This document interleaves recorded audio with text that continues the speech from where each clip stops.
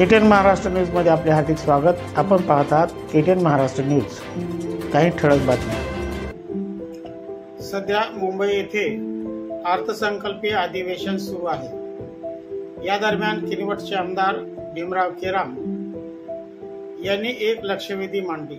यात नागपूर सुधार प्रन्यासाद्वारे गोंडराजे भक्त बुलंदशाह यांच्या समाधी स्थळांचे सुशोभीकरण व संवर्धन करून प्रेक्षणीय स्थळ म्हणून विकसित करण्याच्या अनुषंगाने 9,72,00,000 रुपयाचा विकास अहवाल प्रशासकीय मान्यता व निधी उपलब्धसाठी देण्यात यावा।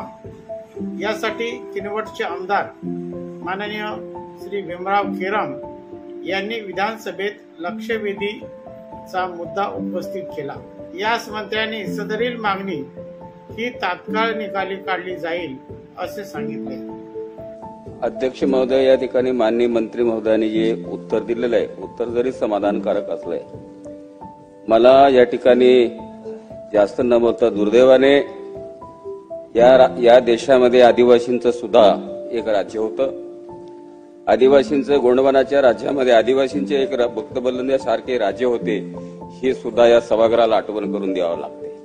अध्यक्ष महोदय, या ठिकाणी माननीय मंत्री महोदयांनी या राजांच्या समाधीसाठी 9,72 कोटी रुपयाचा एक प्रस्ताव या समाजाचं सुदृढीकरण आणि त्याच्या सुशोभीकरणासाठी त्यांनी दाखल केलेला आहे। तो प्रस्ताव प्राप्त झाला असं त्यांनी उल्लेख केला आहे। त्यापुढे आणखी अध्यक्ष महाराज म्हणतात की 12/12/2017 या बाबतीमध्ये शासन जो निर्णय झालाय त्या ऐतिहासिक वस्तूचं संरक्षण या खाली काम हाती घेणं शक्य आहे। म्हणजे याचा अर्थ हा जो प्रस्ताव आहे, ही जे निधीसाठी या ठिकाणी या समाजाचं संवर्धन झालं पाहिजे, सुशोभीकरण झालं पाहिजे अशी आपण जी मागणी करतोय, म्हणजे याचा अर्थ याला निधी आपण देणार नाही।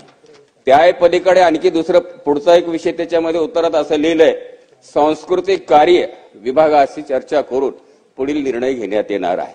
अध्यक्ष महोदय, महाराष्ट्राच्या विधानसभेच्या नागपूर ही महाराष्ट्राची राजधानी आहे। राजधानीच्या विधानसभेच्या समोर हुतात्मा गोंडराजे भक्त बुलंदशाह राजा यांची पूर्ण आकृती पुतळा त्या ठिकाणी आहे। अध्यक्ष महाराज, हे आदिवासींच्या वैभवशाली इतिहासाचं साक्ष त्या ठिकाणी आहे।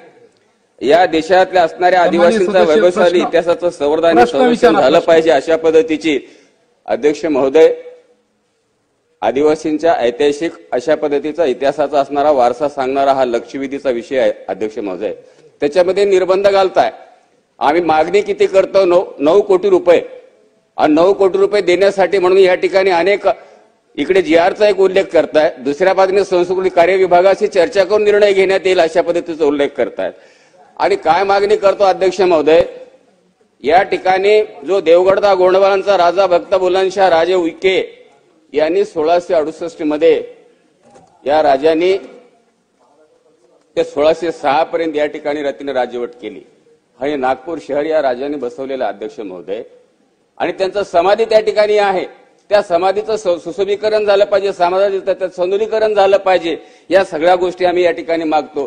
त्याला 9 कोटी रुपये अध्यक्ष महोदय या ठिकाणी मंत्री महोदय आणि आपल्या राज्य सरकारकडून या मिळत नाही। हे आदिवासींचं खऱ्या अर्थात गोंडवानाच्या इतिहासाला वैभवशाली गोंडवानी राजांचा असणारा अपमान आहे अध्यक्ष महोदय। आणि म्हणून माझं या ठिकाणी आपल्याला जास्त न विचारता, आम्हाला माहित आहे या ठिकाणी आदिवासींच्या संदर्भामधले महाराष्ट्र सरकार आणि शासनाच्या प्रती असणारी जी काय मानसिकता, त्याची असणारी भूमिका काय आहे स्पष्ट उजागर झालेला आहे।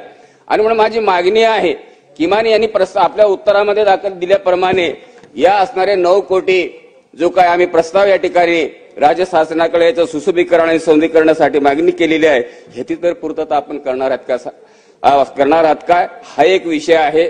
आणि दुर्दैवाने या ठिकाणी त्या समाधीच्या आजूबाजूला संपूर्ण अतिक्रमण झालेले अध्यक्ष महोदय, ते अतिक्रमण तरी किमान त्या ठिकाणी अतिक्रमण केलं पाहिजे। पुण्यतिथी आणि जयंतीच्या दिवशी आदिवासी माणसं वाजत गाजत नाचत त्या ठिकाणी त्या समाधीवर राजांच्या दर्शनासाठी जातात अध्यक्ष महोदय, आणि त्या ठिकाणी त्यांना रस्ता नाही। त्या ठिकाणी त्या राजे होतेत का हेच माहित नाही। कदाचित आदिवासी त्या ठिकाणी नागपूरच्या महापौर जर आमच्या मायावती इनाते झाल्या नसत्या, तिथून 10-12 वर्षाचा तर महाराजांचा सभागृहाच्या पुढे ऐकून त्या अध्यक्ष महोदय विधिमंडळाच्या सभागृहाच्या समोर तो पुतळा सरी त्या ठिकाणी बसवला नसता, ही आमची शोकांतिका अध्यक्ष महोदय. म्हणून मला माननीय मंत्री महोदय 3 स्पेसिफिक प्रश्न आहेत. या अतिक्रमण जे काय झालेलं आहे ज्या समाधी स्थळावर सकरधारा इथल्या त्या 20,000 चौरसच्या समोर ते अतिक्रमण हटवून त्या ठिकाणी हे 9 कोटी रुपये जी प्रस्ताव आम्ही या ठिकाणी मागणी केलेला आहे त्याला आपण तात्काळ मंजूर देणार आहेत काय?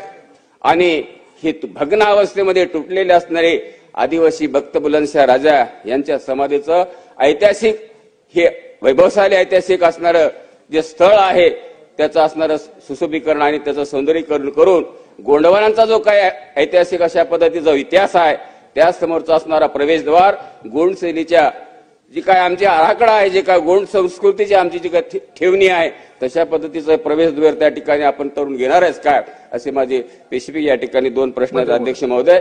आणि शेवटला जे आपण जे म्हणालेले आहेत की सांस्कृतिक कार्यविकासाची चर्चा करून निर्णय घेणार आहेत मला शंका आहे अध्यक्ष महोदय की हे प्रस्ताव सुद्धा या ठिकाणी मंजूर करणार की नाही ते मंजूर करावा अशी माझी विनंती आहे. अध्यक्ष महोदय, सन्मान्य सदस्यांनी नागपूरच्या संदर्भातला जो प्रश्न या ठिकाणी मांडलेला आहे मी याचं स्वतः उत्तर दिलेलं होतं मागच्या अधिवेशनामध्ये आणि त्याला अनुरूप 9,72,00,000चा आराखडा NITनं तयार केलेला आहे. मी स्पेसिफिक उत्तर देतो 2 प्रश्नाची. मला असं वाटतं की ते 2 प्रश्नाची उत्तर दिल्यानंतर सन्मान्य सदस्यांचं समाधान होईल. जो 9,72,00,000चा आराखडा या समाधीच्या स्मारकाचा बनवलेला आहे त्याला तात्काळ NITला पैसे द्यावेत असे निर्देश दिले जातील. सांस्कृतिक कार्यालयाबरोबर बोलायचं की NITनं करायचं हा शासनाचा अंतर्गत मामला आहे. त्याच्यामुळे NITला हे निर्देश दिले जातील. आणि अतिक्रमण तिथे नाही आहे सद्य परिस्थितीमध्ये तरी देखील सन्मान्य सदस्यांनी सांगितलेली गोष्ट खरी आहे असं मानून तिथं जर अतिक्रमण असेल तर ते देखील हटवण्याचे निर्देश दिले जातील. परिसरातील घडामोडी पाहण्यासाठी पाहत रहा KTN Maharashtra news. Channel subscribe करा, लाईक करा व पुढील ग्रुपवर शेअर करा.